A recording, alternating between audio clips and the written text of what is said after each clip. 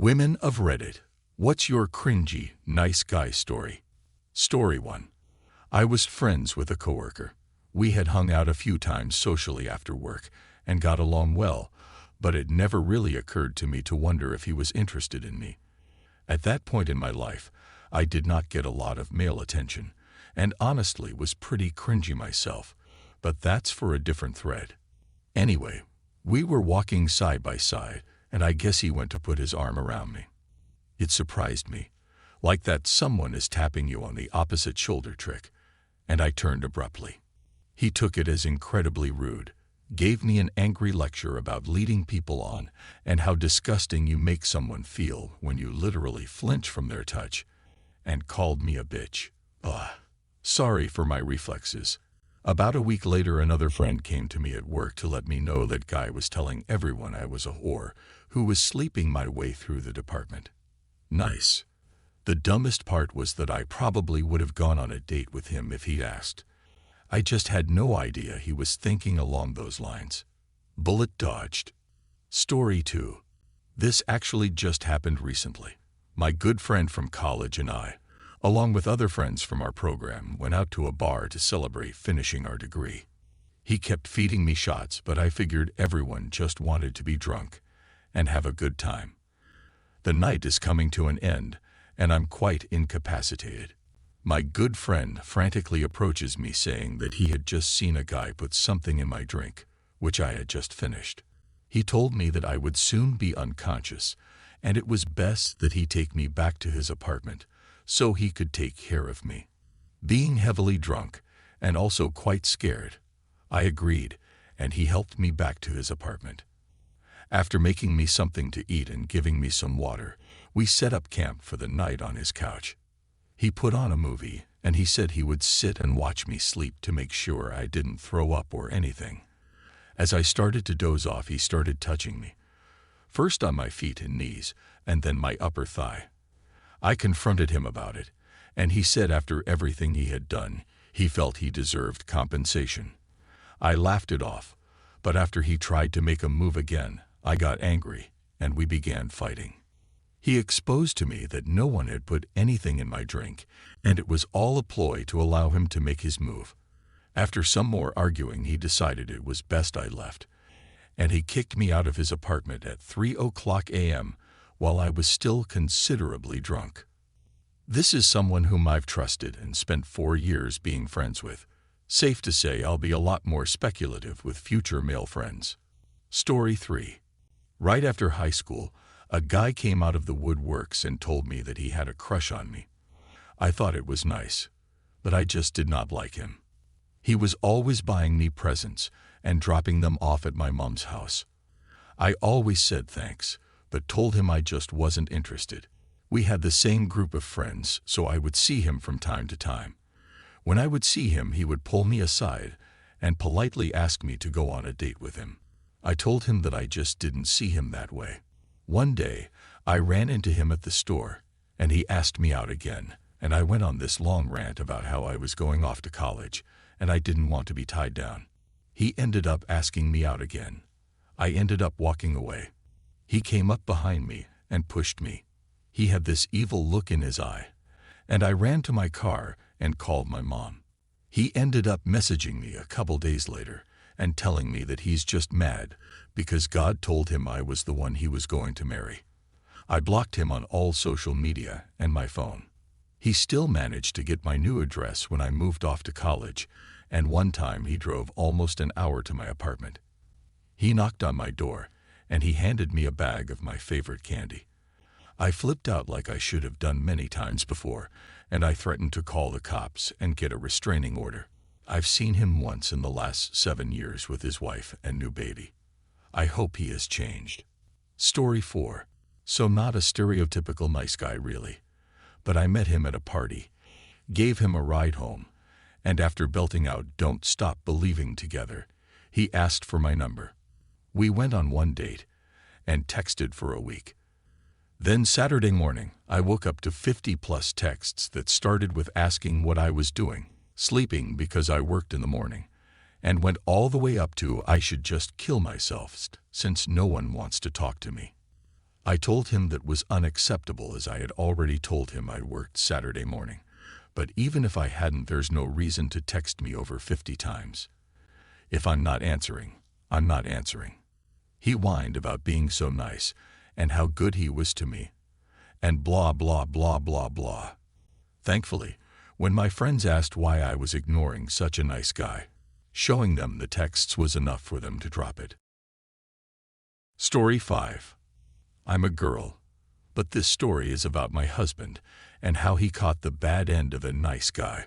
A few years before I met my husband, he decided to go to a party. He gets there, and some random girl walks up to him, says, "You're cute," and kisses him. This amused him, so he started chatting with her. While chatting, he notices a very angry, short man standing next to her. The man is scowling at my husband, and it's making him uncomfortable.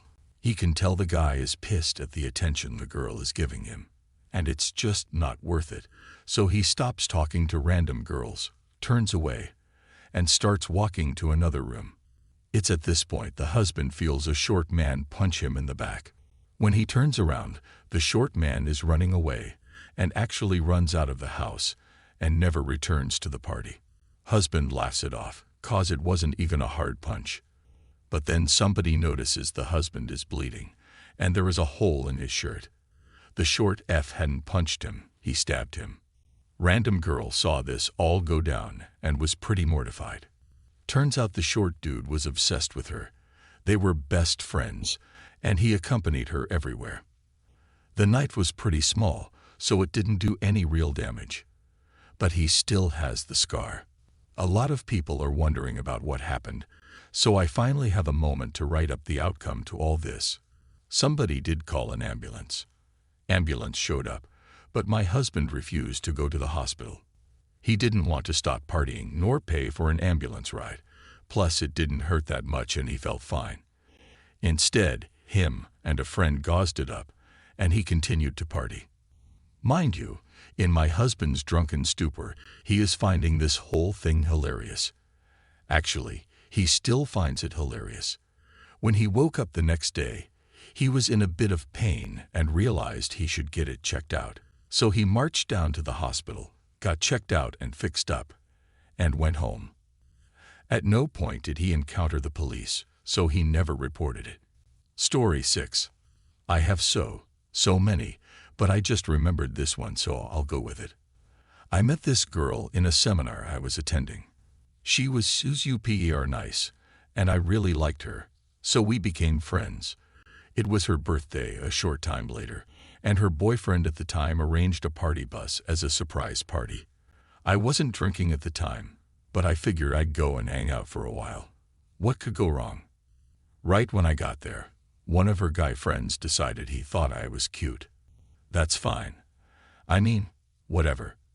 I had never met him before, so we exchanged names, and the conversation pretty much stopped there.